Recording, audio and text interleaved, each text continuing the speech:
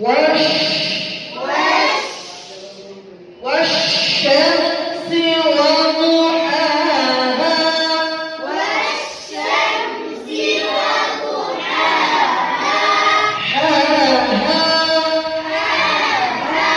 অনেকে আমরা এই দুইটি হরফের মধ্যে যখন একসাথে করা হয় দুটি হরফ তখন তফাৎ করতে পারি না, আলাদা করতে পারি না, মিলে যায়।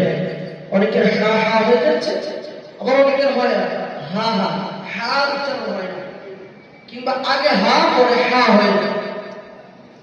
কথা বুঝতে পেরেছি? এজন্য আমাদের কি করতে হবে,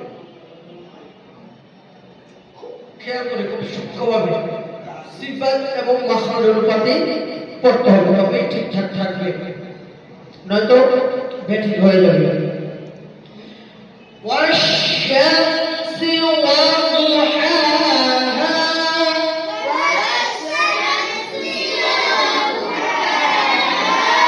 আয়না হাতে বলার সাথে সাথে